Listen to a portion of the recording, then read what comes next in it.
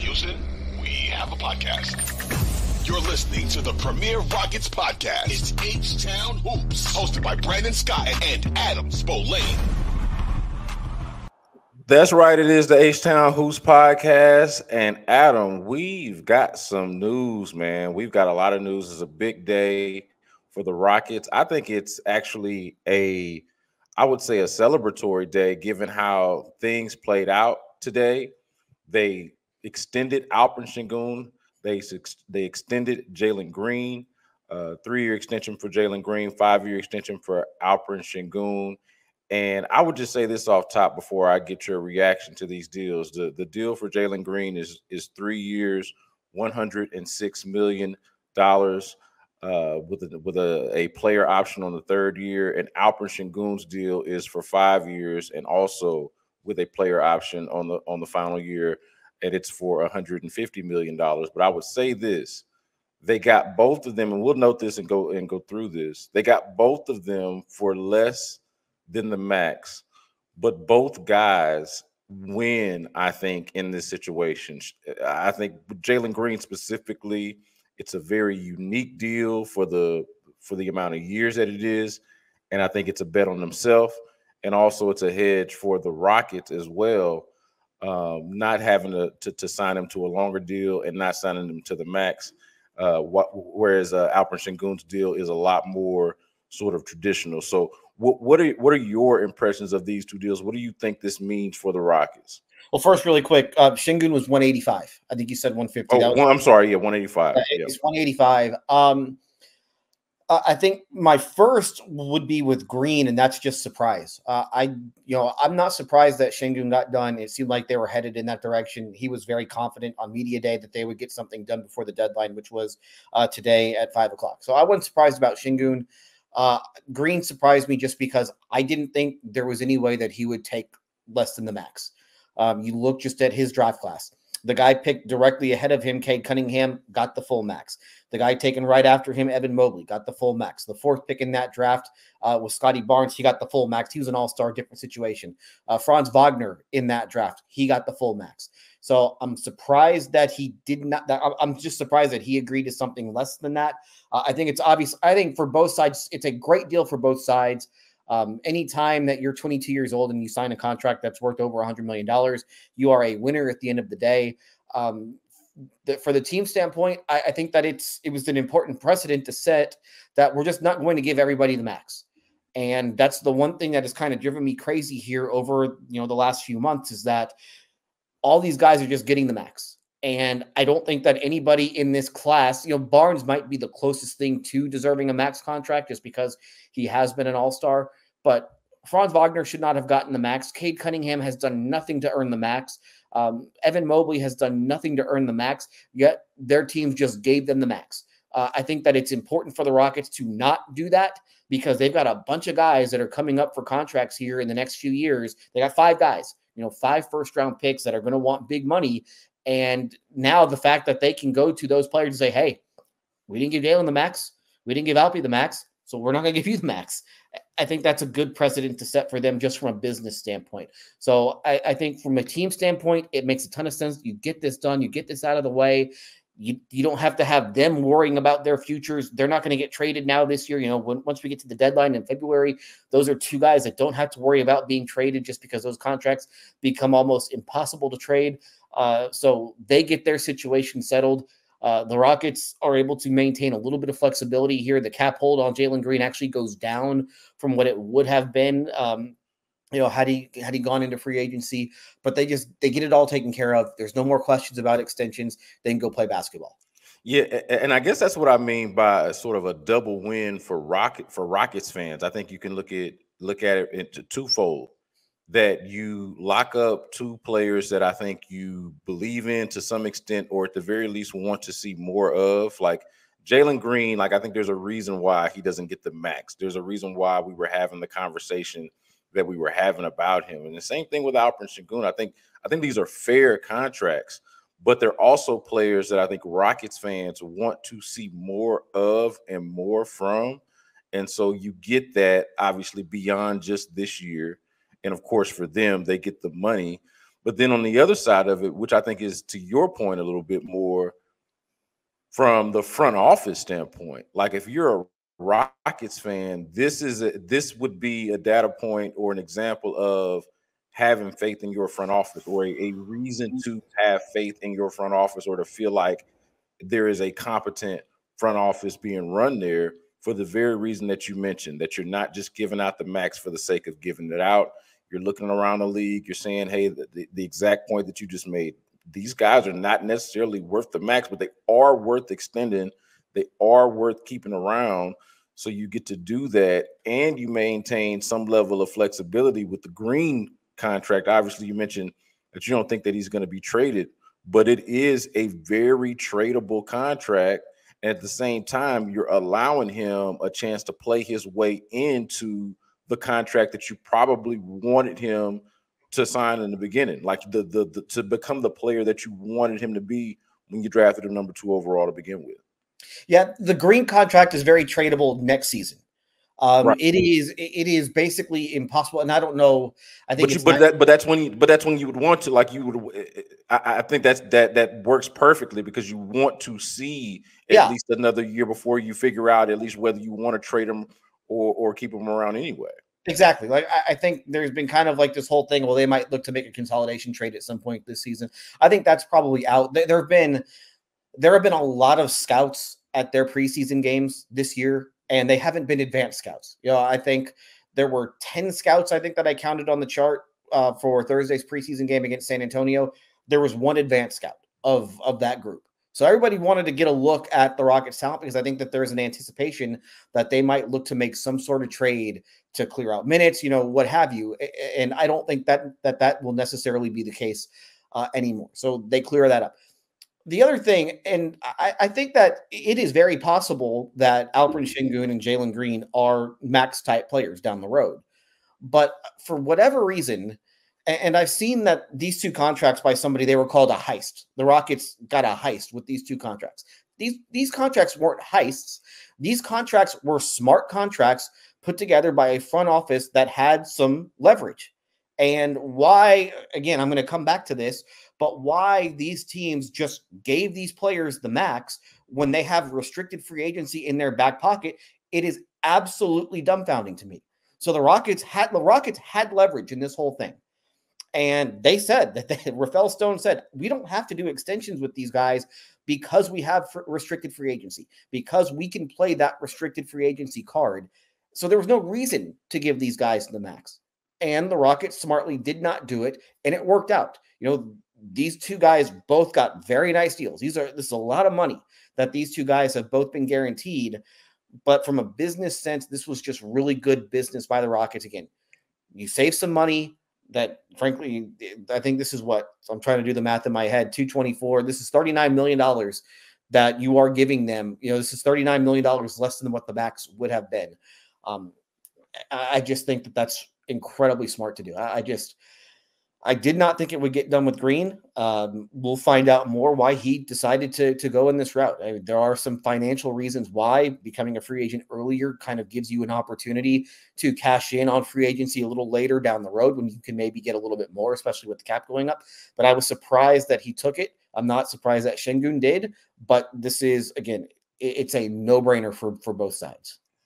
Let's focus on Green a little bit more, because this is a very unique deal. I mean, the 3-year for this amount of money, for $100+ million with the with the 3rd year being a player option is a pretty rare type of deal. And I know you said we're going to try to figure that out once we get to talk to him, but it does seem to be kind of a savvy move given his situation. I mean, think about it, Adam. Like, we were at a point mid-season before he takes off in March, right? Before he has that amazing stretch, we were having discussions about whether it'd be better to bench this guy.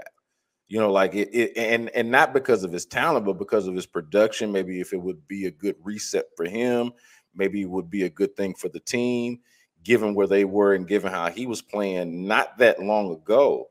But of course, we've also seen the flashes, the talent. Like, the big thing with Jalen Green is consistency. So to be able to sign a deal, I'm saying all that to say, to be able to sign a deal for $100 million with the option, the option for $100 million, right? Like you can opt out of it and perhaps cash in more, get an even larger deal than what you would have gotten here, plus the money that you're going to get here. Seems to be a pretty savvy move for the position that he's in, as someone who has shown what he's shown, but still has a lot to prove. Like out of the two guys, he's the one with more to prove, obviously. Yeah, I think so. The max would have been 224. And I think I saw somewhere, I apologize for not giving credit to whoever said this, but well, I apologize earlier for giving the wrong figure for Alperen Sengun's contract on our podcast. So since we're apologizing. I forgive you. But I think if he were to opt out after the second year and then sign a full 5-year max after that, he would wind up getting 240 for the first 5 years. You know, the two years on this contract plus the next 5 or plus the next 3 on the next contract. So he'd wind up making a little bit more. Again, it's kind of a negligible amount at that point. But what it does do, and I think this is why they did it, is that it puts him in the market again. If he declines the option, if everything goes the way that he wants it to go, and he shows himself that he is as good as, you know, the talent would say, then he hits free agency at 25, and then he hits free agency again at 30. And then you can really cash in. And so they did this because, at least this was the reason that was given by Shams Charania, was that it gives him a little bit more upside in the future with his career earnings. Whereas, you know, if you go the full 5-year max now, then you're hitting the market at 28 and then 33, and then it gets a little cloudy when you're giving guys big contracts at 33 as opposed to 30. So it's some weird accounting stuff, but I think that's why at least that's kind of the reason that's been given so far as to why he went with the 2+1. To me, it reminds you a little bit of like in baseball, where you buy out the arbitration years and then you get to buy out the 1 year of free agency in exchange. That's kind of what this feels like. You know, Green could have just played this out and he could have waited to see what was, you know, on the market in restricted free agency. And if he didn't like anything, he could have just taken the qualifying offer and gone into unrestricted free agency the next year. But obviously this gives him a little bit more security. I think the other aspect of this is that I don't think players want to go into restricted free agency. And I think that's the other lesson that you learn from this, is that once you go into restricted free agency, it's really, really hard to get money because there's just not a ton of leverage. And there aren't a lot of teams. I think there are going to be right now 6 teams with cap space next summer. None of them are necessarily appealing situations. And then in all likelihood, you know, if you're a team with cap space, you know the Rockets are probably going to match. And so do you want to waste your cap space on somebody who ultimately you're not going to wind up getting? You want to waste the time to put together the offer on somebody that you know you're probably not getting. So I think that's another reason why players want to avoid restricted free agency if they can, is for that reason. So Green gets his money now. You know, he can opt out and be an unrestricted free agent at 25. So it makes sense there. Again, makes sense for the team. I think it's, like I said, I've said this a few times now, it's a win-win for everybody involved. And, you know, for him, I don't think there's ever been a doubt that the team the team has always believed in him. You know, they drafted him 2nd overall.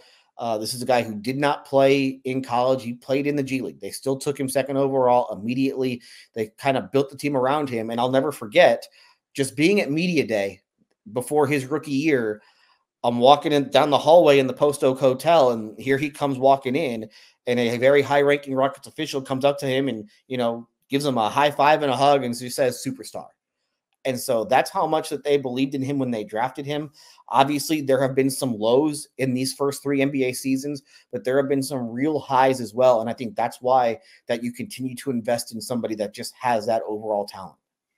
So what about the expectations now? Like I imagine that the expectations are the same. Like you still want to go out there and perform at a high level and win and everything like that. But once you get these deals, and I think specifically with Jalen Green, the way it's positioned, like I feel like it's still a bet on yourself. There is kind of a post-extension expectation that you do step into that player, that you become that player. Like how do you view them differently at all, or at least view the expectation for them differently at all once they get paid? You know, I don't know if you change the expectations I guess the one thing that changes is that there's no longer speculation really about whether or not they're going to be here.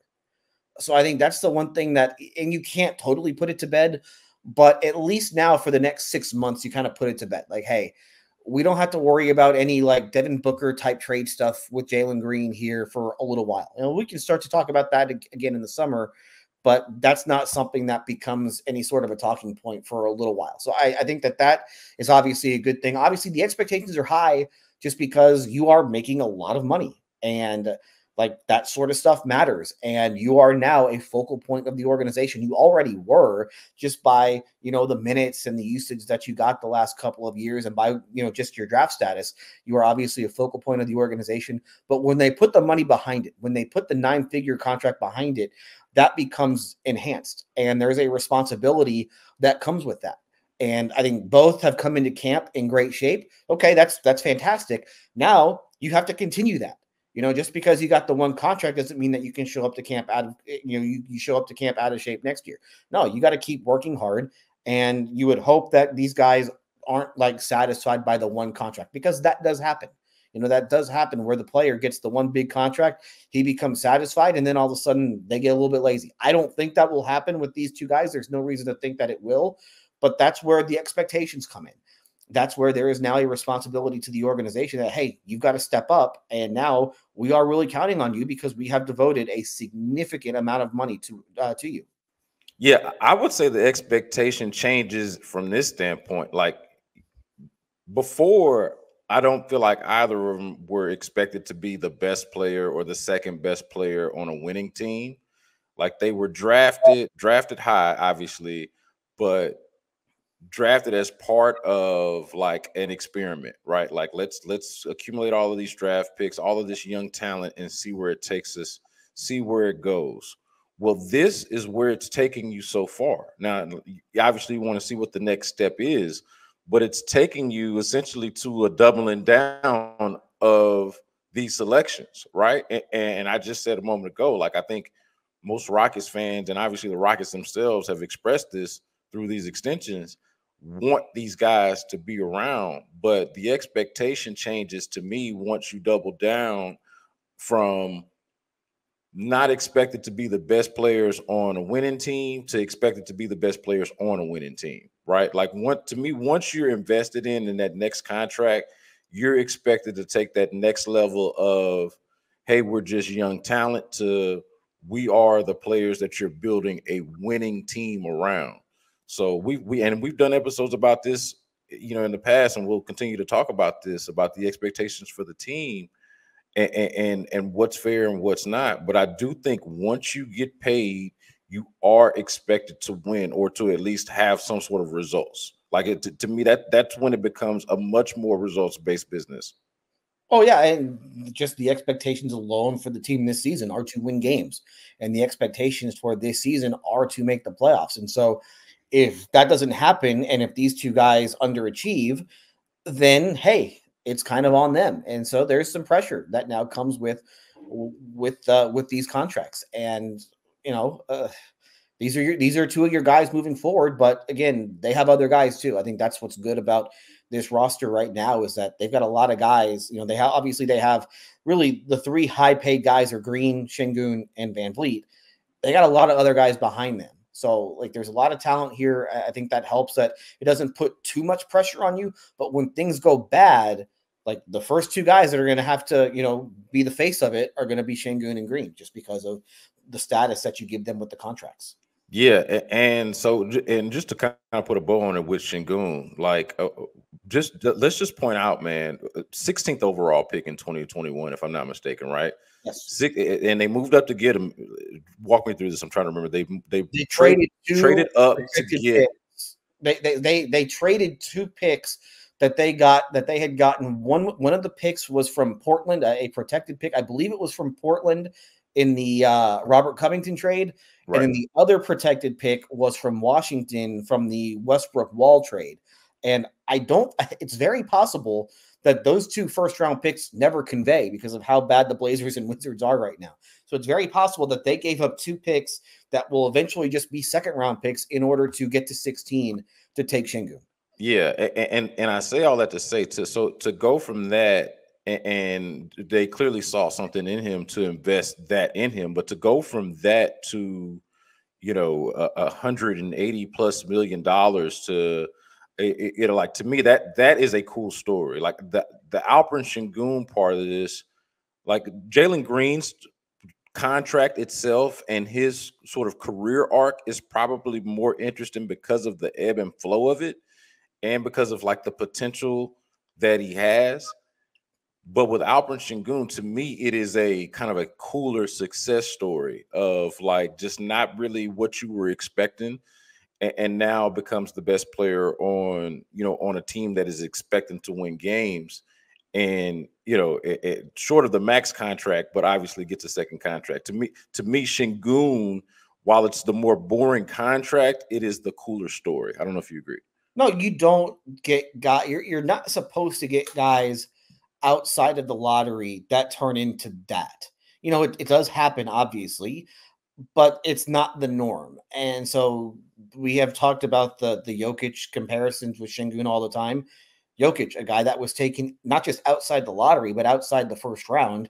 And the trajectory is somewhat similar, where now you have these two guys that were, international guys. Not a ton was expected out of either of them. I think people were surprised that Şengün fell to 16. I think there were a lot of people that thought that he would get picked inside the lottery. But again, you don't see guys that, I think that's when you look at the success that they have had drafting here over the last 3-4 years. Everybody should be able to hit on the top 4 picks. Those are the easy picks to get right. But you've seen it where the Rockets had a lot of swings at guys kind of in the middle of the first round. And listen, you certainly had some misses. Josh Christopher towards the end of the first round, that's a miss. Usman Garuba, that's a miss. Ty Washington, that's a miss. Those guys were picked, 22nd, 23rd, 29th. But to hit on Şengün at 16, to hit on Tari Eason at 17, to hit on Cam Whitmore, at least we think they hit on Cam Whitmore at 20. I mean, that's not easy to do. And to do that in back-to-back years, that's really impressive just by the Rockets, just with the way that they identify talent. And it shows you that they were really good at identifying talent in the Morey years, both with Clint Capella at the end of the first round, and Chandler Parsons and in the second round, and Carl Landry in the second round, Aaron Brooks at the end of the first round. So it does show you that they have an ability, that this regime has an ability to identify talent that maybe not everybody can. I want to go back to and talking about how these extensions play out. I want to go back to a point that you made earlier in the show about precedent. I'm curious how you think, in terms of precedent, do you think there is a trickle-down effect on how the rest of the extensions play out, or how they, I guess how the rest of the players are viewing their future with the team, and how the team is viewing their ability to put the team together, right? Like, because basically this question is going to come up, right? Like, this issue is going to come up every year with another guy or another set of guys because of how they've put the team together. So what do you feel like is the trickle-down effect of these deals? Well, we'll be having this conversation next year really it'll start in the summer with Jabari Smith and Tari Eason. In 2 summers, we'll have the conversation with Amen Thompson and Cam Whitmore. And then in 3 summers, we'll have the same conversation with Reed Sheppard. And I think what it shows you is that the Rockets are certainly going to play ball, and they will negotiate with you, and they will negotiate in good faith, and they will give you an opportunity to get locked up before you hit restricted free agency. But I also think it shows you that they're not going to just hand out max contracts to guys. And that's the smart way to play it. I don't understand why these teams are just giving away max contracts. And, you look at the guys that are going to be extension eligible this summer. Paolo Banchero probably deserves to get the max. Already been an all-star, already been the best player on a playoff team. That guy should get the max. Everybody else in that draft class, I don't think there's anyone who should get the max. Chet Holmgren should not get the max. Jabari Smith should not get the max. At least right now, he should not get the max. And so I do think that as an organization, you set the precedent to where, hey, we'll give you the extension, but we're not just going to give you the max. Here's Şengün and Jalen Green. We did not give them the max. So that means you're not going to get it either. And that's the smart way to play it, just because, again, you do have restricted free agency in your back pocket. And I don't think these players want to go to restricted free agency. So you've got some leverage, utilize it. they seem to be the only smart team that wants to do it right now. Yeah, and as we mentioned before, Green and Şengün get the security with the deal. And I'm not saying that Jabari Smith needs this fire lit under him, but I do hope that he's watching. I imagine he is watching what's going on around him, seeing what is there for him. Like, he's not a max player. Like, he should not get the max, and he has not shown himself.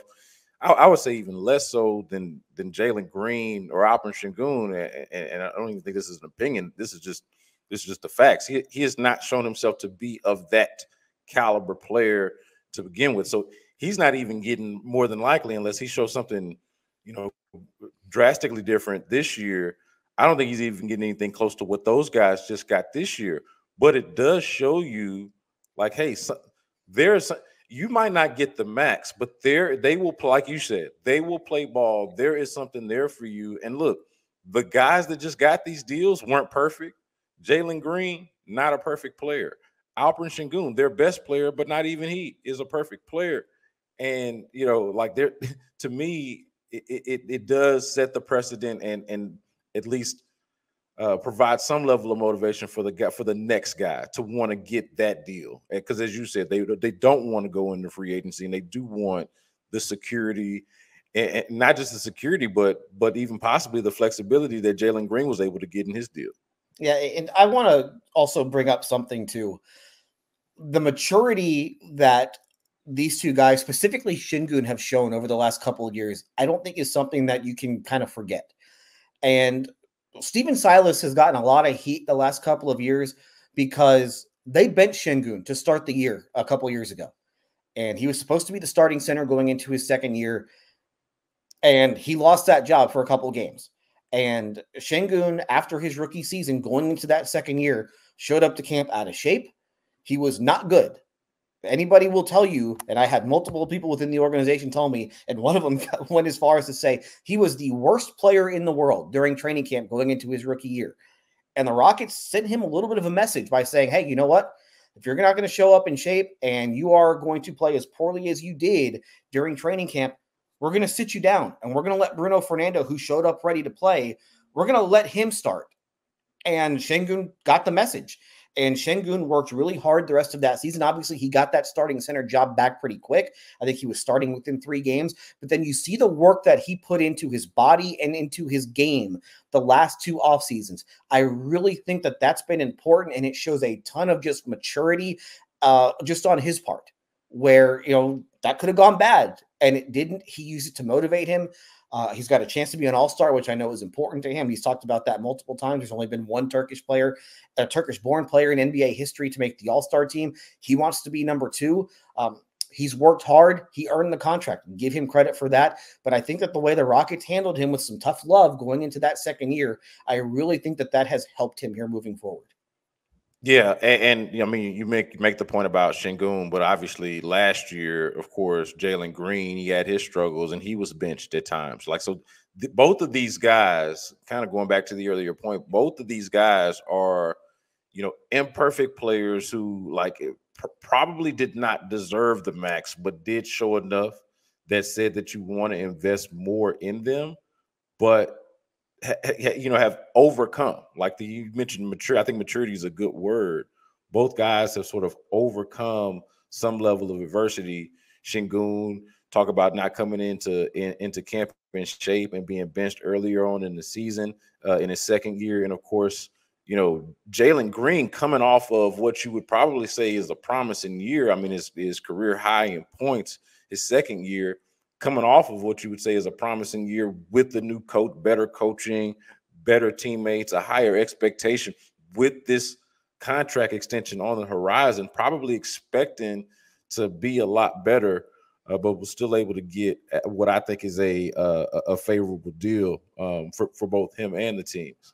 Open the season against the Charlotte Hornets, a much anticipated season, especially considering the fact that they just signed or agreed to extensions with 2 of their core players. They had the biggest turnaround in the NBA last year, the biggest turnaround, 19-game turnaround, 19-win turnaround last year to go 41-41. How are we looking at the Rockets this season? They bring back most of the guys. It's pretty much the exact same team. And you can tell based off of these deals and just based off of where they are in their rebuild, the plan, or at least the idea, is that a lot of the growth is going to come from within. The improvement is going to come from within because it's going to have to. This is basically the exact same team. Yeah, it is. It's the you bring back the top 12 in minutes played from last year. Only the Cavs can say the same, but the Cavs changed coaching staffs. You know, the Rockets coaching staff is basically the exact same as it was last year. They lose Tiago Splitter, who was a second row assistant to go. He went to Europe. But it's the top 12, plus you add Reed Shepherd and you add Steven Adams. That's basically what you're looking at. And one of the things that they have said, and this was coming from Amen Thompson on Thursday, is like from a chemistry standpoint, like they're in a great place. And I think a lot of that has to do with being together last year. And so not only does that help you chemistry-wise off the court, but it helps you chemistry-wise on the court as well, because you know each other's games a whole lot better than you did last year. And this is a starting lineup that is now together for a second straight year. You have three starters. Three of the starting five are now together for a third straight year. And then two of that starting five is now playing together for a fourth year. So, like, that's important. Like, you look at why the Warriors were so good for so long. It's because that core was kept together for such a long time. They were able to grow with one another. And I think that you are starting to see that now with this Rockets team, where all these guys know each other. They know where they're supposed to be. It's another year with the coaching staff. It's another year in both offensive and defensive systems. And that can only make you a better team than when you're having to start over year after year, both with rosters and with coaching staffs. So the way I look at this team is Alperen Sengun's their best player. Fred VanVleet is their most important player. And then Tari Eason, and this is essentially the same team, but I feel like the additions of Tari Eason and Steven Adams are the most significant. Now, I could turn out to be wrong about that, and Reed Shepherd, if he plays his way into significant minutes and shoots the ball the way he's capable of, maybe eventually that take starts to look silly. But to me, that's how I look at the team right now. Is the best player is Alperen Sengun. The most important player is Fred VanVleet, and that's who I really want to focus on for a second. Fred VanVleet, I thought from what we saw from him last year, was exactly what they signed him for, right? Like to bring some level of order and like decency to the offense and really to the overall operation. And I think his role in helping develop this young core is significant. And then from there, you just go from having, you know, to bring back Alperen Sengun, who missed a significant portion of the end of the season, and Tari Eason, who basically missed all of it, and also having Steven Adams as that depth behind Alperen Sengun, to me, is what makes this team different. Is what makes the team go.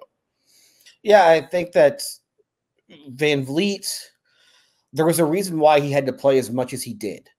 And when he was off the floor, you just lost a whole lot of organization. And he was really the one guy that they had who was capable of running an NBA offense. And, you know, the options that they had behind him weren't great. I think that Kevin Porter Jr., they went into last year thinking that Kevin Porter Jr. would be that guy to run the offense when he wasn't out there. Obviously, Porter got arrested, and that wound up not, you know, he got traded, and that was the end of that. I think that they want to be less dependent on him because, like you said, he's not their best player, but he's their most important player. They don't want that to necessarily be the case. And this is something that I'm writing about on sportsradio610.com. He played 36.8 minutes a game last year. I asked Ime Udoka a couple days ago, like, do you have a number in mind of where you would like that to be this year? And he said, I don't have a number, but it's way less than the 37 that he was averaging last year. And they really had no choice but to play him those minutes. They were trying to win games. And when he was on the floor, they were a +3 net rating. When he was off the floor, they were a -4.2 net rating up until the last two games of the year that they won when he didn't play against the Clippers and Blazers, who weren't trying to win. So I think that's where Shepherd really comes into play, is that they want him to be that guy who can run the offense. And you've seen it a little bit here in the preseason. It's worked out okay. You get a lot of raves about just Shepherd's ability, just the IQ to read defenses, to make the right decisions. So I think that Reed Sheppard is a really important piece of this team, obviously for the future, just because of where they drafted him, but also just for the success of this season, because, Fred VanVleet's not going to play all 82 in all likelihood. Nobody plays all 82 anymore. And the Rockets started out, they were 1-6 in the first 7 games that VanVleet didn't play. So they need to have a backup that can work, a backup that can run the offense. And I think that's Sheppard. So I think that a big key for this season is to just not be as dependent on VanVleet as they were last year. Yeah, and I hope with Reed Sheppard that my theory is proven wrong, that he actually becomes the most important addition. We know what Tari Eason brings to the table. I think we know what Steven Adams brings to the table.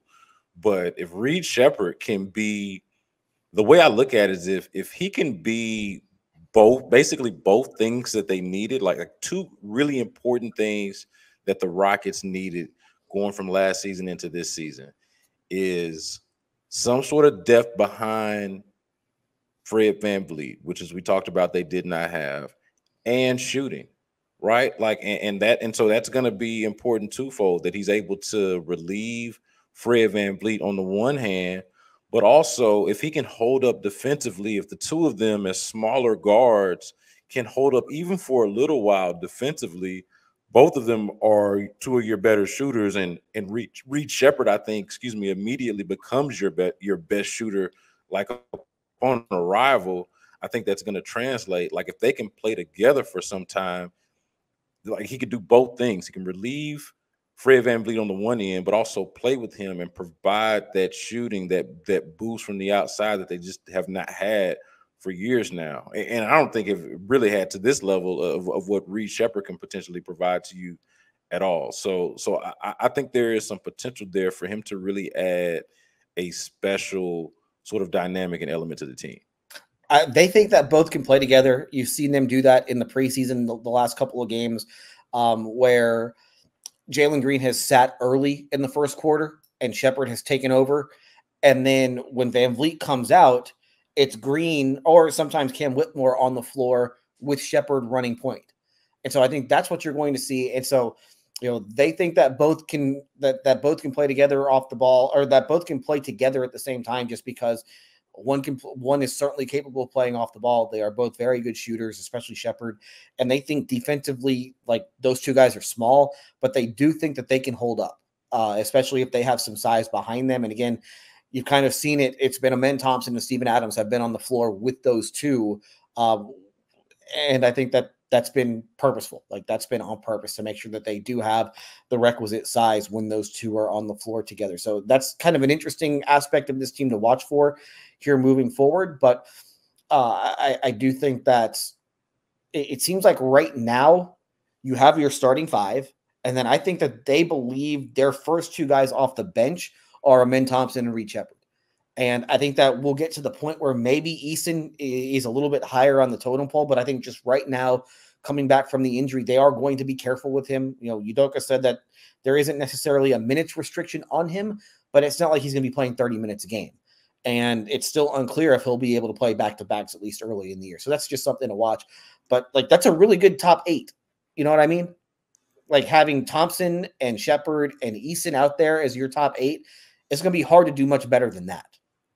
Am I pie in the sky? Tell me this, Adam. Am I pie in the sky for hoping and thinking that some combination of Amen Thompson, Tari Eason, and Cam Whitmore can at some point, if not in the beginning of the season, but at some point before the year is over, can diminish the role of Dillon Brooks? Like, what is Dillon Brooks's future on this team exactly? Am I overplaying that or overstating that by thinking that one of those or some combination of those 3 guys at some point should at least diminish his role a little bit?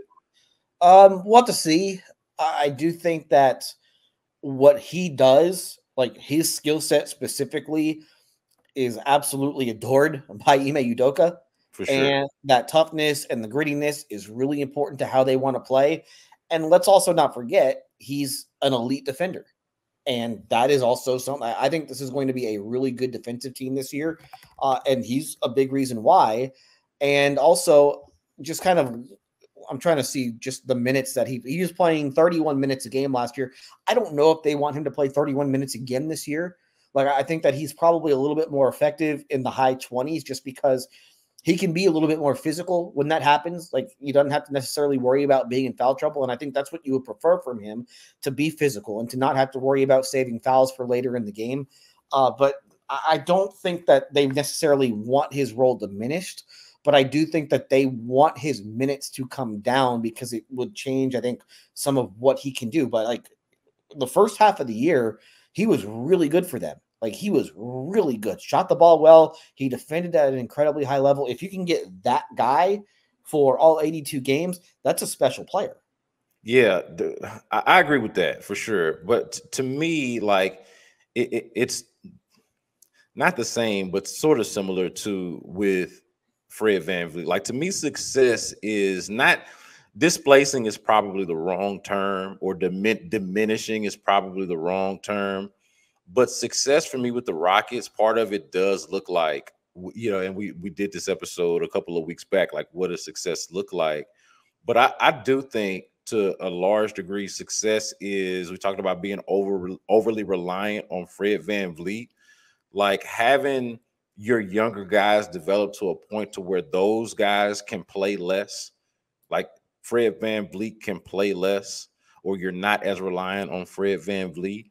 Or, as you mentioned, Dillon Brooks doesn't have to play 31 minutes a game. He can play somewhere between 26 and 28, probably closer to 28.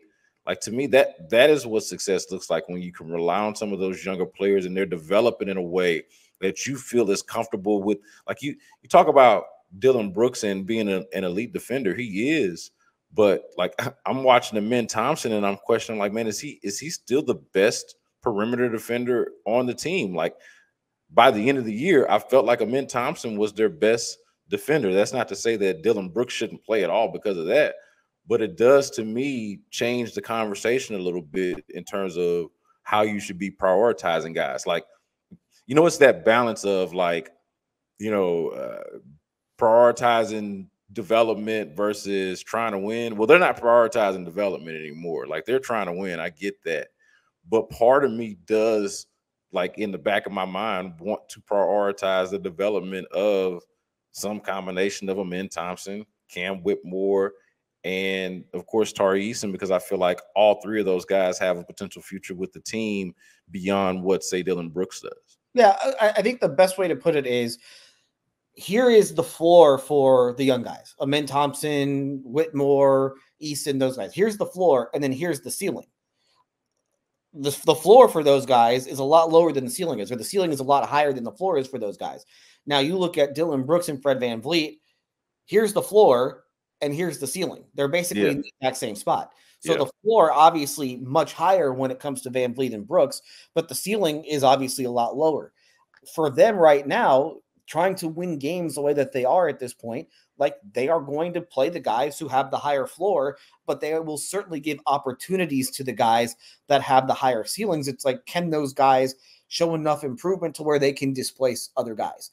And, like, the big thing for Thompson is, can he make enough shots? Like, can he make teams pay for not defending him along the perimeter? You saw him make a 3 on Thursday against San Antonio. Like, they're going to give him that shot. Can he find ways to be productive offensively in the half court when teams are just going to give him a lot of space? Like, he's got to be able to prove that. And the same thing with, you know, is Whitmore going to be able to defend at a high enough level? Is Whitmore going to be able to do the little things that keep him on the floor, that are maybe have him on the outside at least a little bit right now? Eason, can Eason stay healthy? You know, like, I think that's the big thing with Eason at this point is, can he stay healthy? Or his legs, or is his leg, is he past that? So I think that's the one thing that's kind of standing in his way right now. But, you know, they're trying to win games. They are trying to get to the playoffs this year.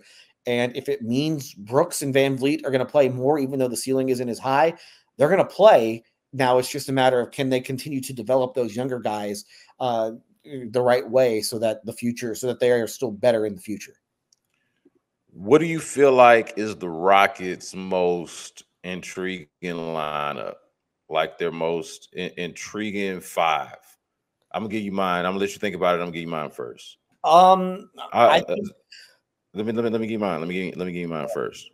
But the five that I'm most intrigued by, like, and I'm talking about a lineup playing together, not just five names, but five guys playing together. I think I'd be most intrigued by the two small guard lineup with Fred VanVleet and the rookie Reed Sheppard, and then Jalen Green, Amen Thompson, and Alperen Sengun. That is the lineup that intrigues me the most. I'm not saying that they should do that a majority of the time or even all the time or anything like that, but that is a lineup that intrigues me.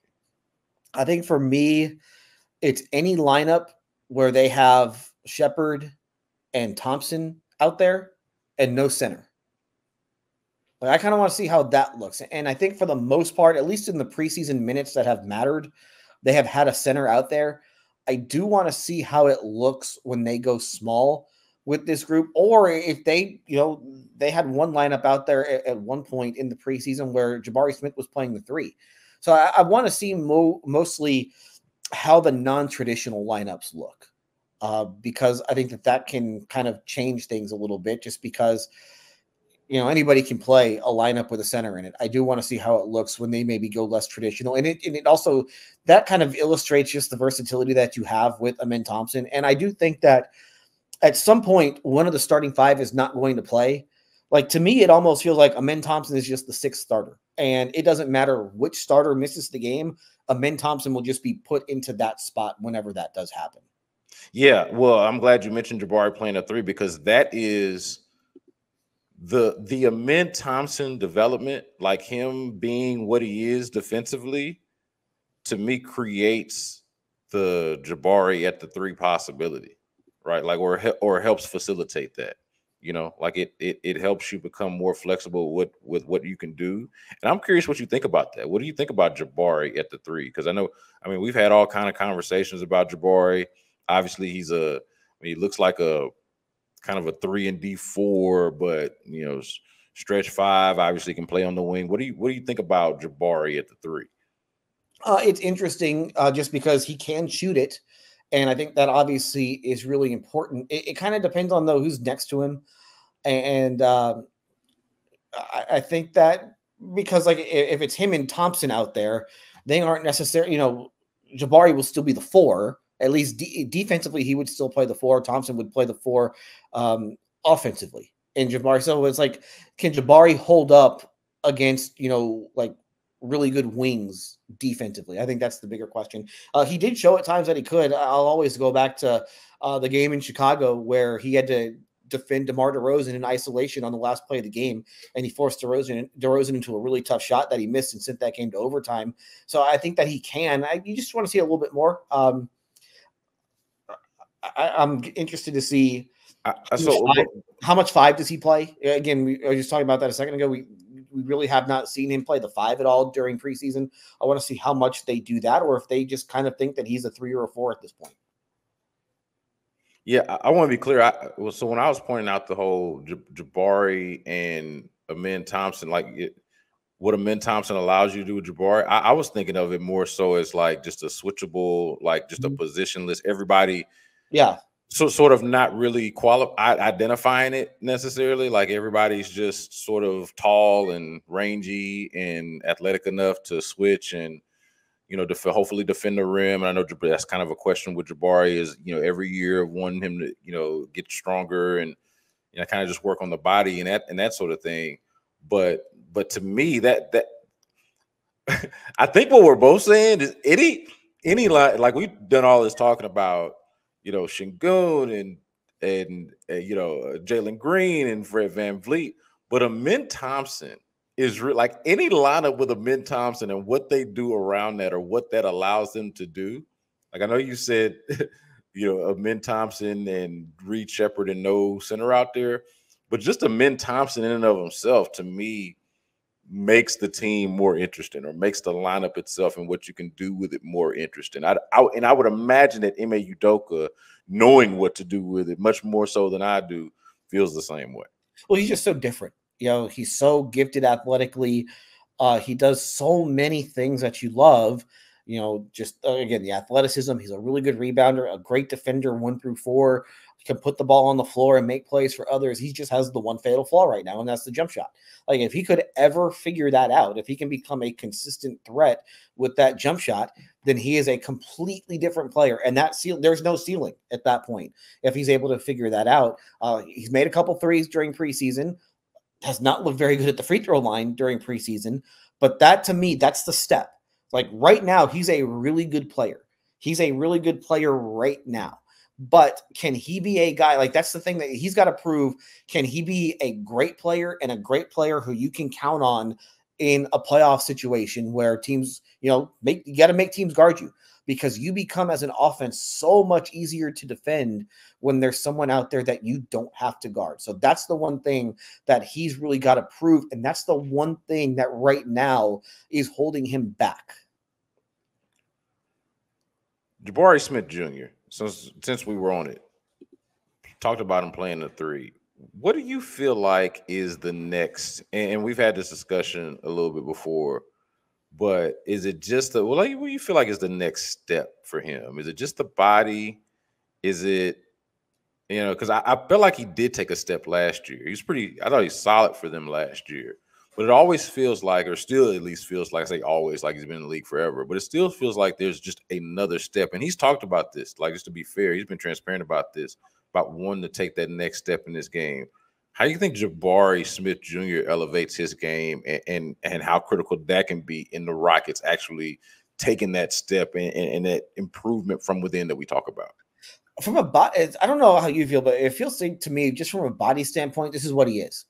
I think he's added a little bit of weight, but he hadn't added much. And I don't know how much weight that he can actually, put on at this point, or how much muscle that he can put on at this point. So to me, it kind of feels like just what you've seen, just from a body standpoint, this is just what he's going to be for the rest of his career. I think the one thing for him is just consistency. Like, that's the one thing. Like, you see the highs. You see the nights where he's a really good shooter, or, where the shot is falling. Can he do that more consistently? There are nights when he's really good defensively. Can he do that every night? There are nights when he is a force on both he's a rebounding force. Can he do that every night? Like, you just have to see it more often. So again, the ceiling for him is probably not as high as some of these other guys, but he can still be a really important player on a good team. He just has to be more consistent. They're just, you cannot have so many games where you forget that he's on the floor, and he should be a threat basically everywhere on the floor offensively, just because he is a good shooter, because of his size. He can get his shot up over anyone. It's just a matter of, can he be a force, and can he do it all the time, as opposed to, every other game or something like that. He's Adam Spillane. I'm Brandon Scott. And Austin Mendez is producing this thing for us behind the scenes. This is the H-Town Hoops podcast. The Rockets open the season Wednesday night at home against the Charlotte Hornets. Then they got the Memphis Grizzlies on Friday. We will be back to discuss more of what's going on with the Rockets this season. Man, I'm looking forward to being at Toyota Center, man. It is good to have basketball back. It is also good, you can attest to this, Adam, that it's not too hectic, that we're not dealing with the ALCS of the World Series. Sorry, Astros. Sorry, but we actually get to dedicate some time, at least during the week for sure. I can say on my end, some time to the Rockets at the start of the season for the first time in some years, considering what the Astros have been doing. So I'm looking forward to being in Toyota Center. I don't know about you, man. Are you not, or are we not doing predictions? So I got him. If you got him, do you want to do how do you want to do? Do you want to do record, or do you want to just do final season predictions? Like, I didn't know if you and I were too highbrow for that. Like, if we were too, like, intelligent journalists to be doing the predictions. But I figure if we're in the podcast business, we might as well do predictions. I think we both know that I'm not too intelligent for anything, so let's not get started there. That's fair. No, I think that's fair. I gave you way too much credit. I think for me, I don't know if I can put a win total on it, but I think I have them finishing around like 8th. I think they will be in the play-in. I don't think that they'll avoid the play-in, but I kind of have them in that 7 to 8 range right now. And listen, for where they have been the last few years, if they are in that 7 to 8 range where they are guaranteed of a home game to get them into the playoffs, I think that goes down as a successful season. 43 wins, 9th seed. I think for me, defensively, they are going to be really good. It's just about the offense. Like, can they be better offensively? Can they? I think they were like right at 20th in offensive efficiency last year. Can they get into the top half? I think defensively, especially if they keep everybody healthy, which was a big problem last year, I think defensively they'll be fine. It's, can they be good enough offensively? Can Jalen Green be the Jalen Green from March? Can he and Şengün play at a high level when they're on the floor together? And can they find some outside shooting and some consistent outside shooting from Jabari Smith, from Reed Shepherd, from some of these other guys? Yeah, that's where the increase in offense is going to come from, right? Like a big, and we dissected this a lot at the time, but it was a lot of their issues earlier in the season could have been mitigated, I think, by a much more efficient or just a flat out productive Jalen Green, and they weren't getting that early. Obviously, they got that late, but by then they had lost Şengün. So it's about putting that all together, and then some of those additions, like we talked about, like the Reed Shepherd addition. Of course, Tari Eason, I think, is going to help them. I think their outside shooting, underrated. I don't know how much he's going to play, but he's going to play. I think that's going to help their offense, just like another person that can knock down some shots. They were missing that. Like these are things that have to come together for them. And, of course, Jabari Smith Jr. is somebody else that's got to take another step. All right, this is the H-Town Hoops podcast. Make sure you subscribe, rate, review, tell a friend. You can also watch us on the Sports Radio 610 YouTube page. He is Adam Spillane. I am Brandon Scott. Austin Mendez is producing this thing. And until next time, y'all be good.